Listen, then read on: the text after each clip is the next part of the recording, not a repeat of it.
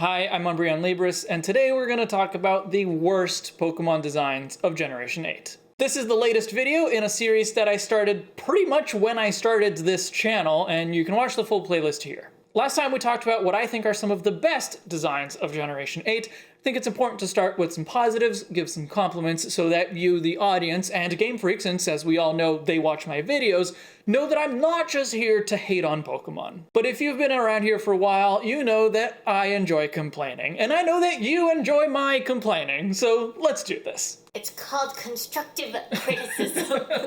My big critique for most of the Gen 8 Pokemon that I don't think are well done is that they don't look like Pokemon. And I know that it's cliche to complain that something doesn't look like a Pokemon, because from the very beginning, a Pokemon could be almost anything. A blob of sludge, a fire-breathing dragon, a ball with a face, a creeper. But there was always a certain aesthetic, a certain set of preferences for how Pokemon are designed that maybe were not clearly defined, and there were often exceptions, but that was enough to give you a sense of what a Pokemon was expected to look like. And of course, that overall aesthetic has shifted over the years.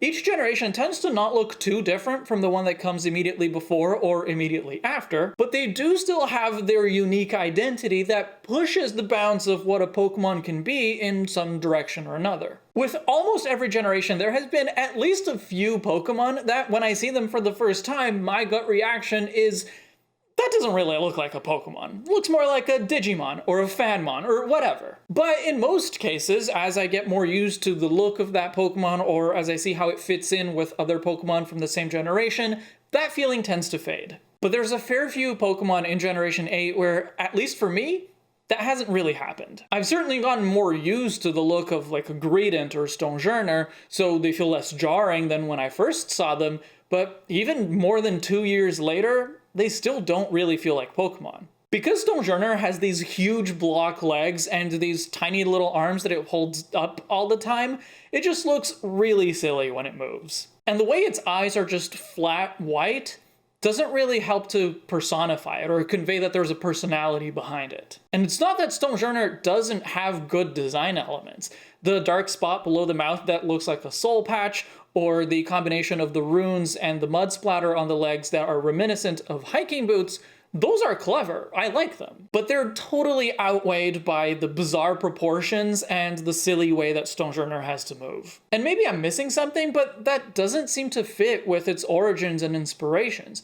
What feels silly about Stonehenge? Like I've mentioned in other videos, Gen 8 pushed a lot into that cartoony aesthetic. You can see that in Stonehenge, and it even extended into some Pokemon concepts like Ice-Q. Ice-Q is cute, I will give you that, but the whole idea of a penguin that has a stupid-looking tiny head that it hides in a giant block of ice feels more like the description of a character from, like, I don't know, a Nickelodeon cartoon than a Pokemon. With something like a Tangela, whose face is also hidden, that never really felt like a personality trait the way it does for Ice-Q. It was just, its face is covered in vines. That's just the way it is.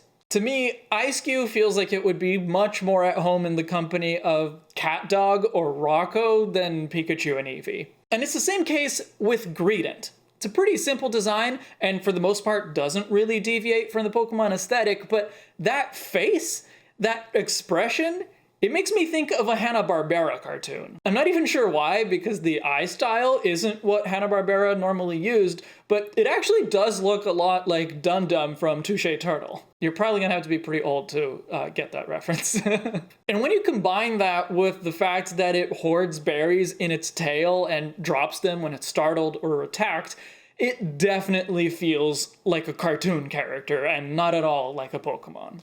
And there's a similar situation with Fulllinks. I don't think it's quite as egregious as the other ones, at least not in terms of its design, but I'm gonna complain about it anyway because it doesn't behave like a Pokemon. In the ruins on Route 8, the way that Fulllinks inhabits and moves around the space, it acts like a platformer enemy, like an obstacle, something that you're meant to jump over. And what's worse, even though this Pokemon was created for Generation 8, it was designed and implemented for a 3D game, none of its animations are optimized for moving in a 3D space. But you know what I find even more disappointing than when a Pokemon doesn't look like a Pokemon?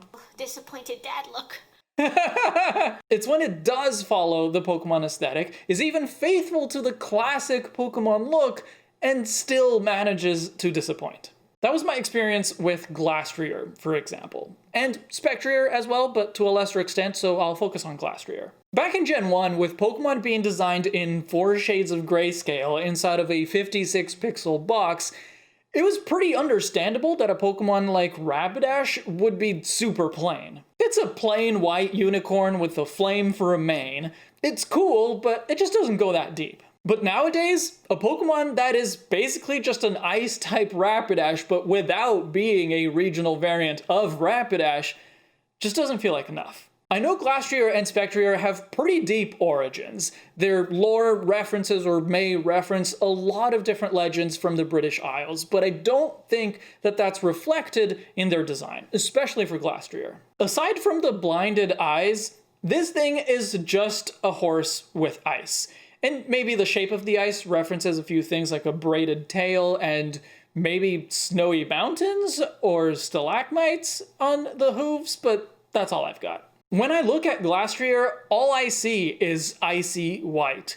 Maybe some Darmanitan-style ice crystals on the body would have been nice just to break the monotony. But even just a little bit of color variation could have gone a long way. Maybe a pattern on the body or a deeper indigo blue on some of the ice. That could have worked really well, which is part of why I think Spectrier is more successful. But there's another family that I think is the most disappointing, because it starts off really unique and full of promise, and then it just derails really bad. When I first saw RollyColey, I loved everything about it. It's a really simple Pokemon, just a piece of coal with a wheel and an asymmetrical glowing ember for an eye. It's a wonderful Pokemon, great balance of the classic Pokemon look with the experimentation from later generations. I was really excited to see what it was going to evolve into. And then it evolved, and nothing that I liked about it stuck around. It isn't quite a coal monster anymore. Now it looks more like something that was intentionally shaped to carry coal, whereas RollyColey looked pretty natural. It doesn't have a wheel anymore. Instead, it has 4 jagged rocks that have no hope of rolling smoothly and yet do anyway somehow. Yeah, that really bothers me. It doesn't make any sense! And the Ember Eye, the most unique thing about it, is thrown out in favor of eyes that look like an exaggerated version of the classic Gen 1 eyes. Instead, the glow of the embers is given to the teeth, making its smile look terribly off-putting. Carkol has a lot of elements of classic Pokemon design, and if it was a single-stage Pokemon, I probably would be fine with it. Not a favorite, but not bottom of the barrel either. And when it evolves again into Colossal, well, there's good and bad things about it. It certainly isn't as bad as Carkol. The eyes are less exaggerated, the mouth is less off-putting, it looks more like a natural creature, and now it really looks a lot like Gen 1 Kaiju Pokemon. Like, it fits super well alongside Rhydon and Kangaskhan and Nidoking. But aside from the vague description of Coal Monster, Colossal doesn't bring back any of RollyColey's special features and really have anything in common with RollyColey. Everything that made RollyColey unique and exciting is completely lost.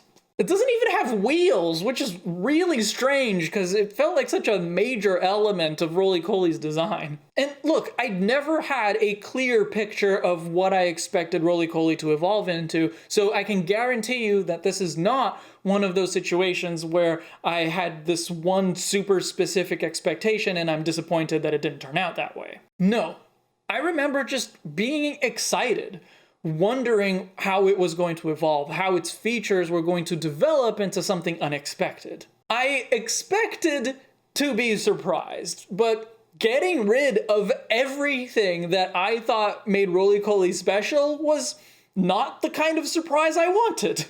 At least Colossal was something of a redemption, although far from a worthy one. What do you guys think? Do you think I missed anything that probably belongs in this conversation? And if I badmouthed any of your favorites, Please don't hold it against me. I know that we all have different preferences and every Pokemon has its charm, so I won't judge you if any of these Pokemon are your favorite. Unless it's Carkol, then I'll judge you a little. Thank you for watching. And now this series goes on hiatus again for probably another 2 to 3 years until Generation 9 is out and kind of old.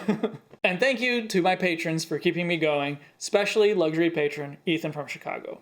I'll see you in the next chapter.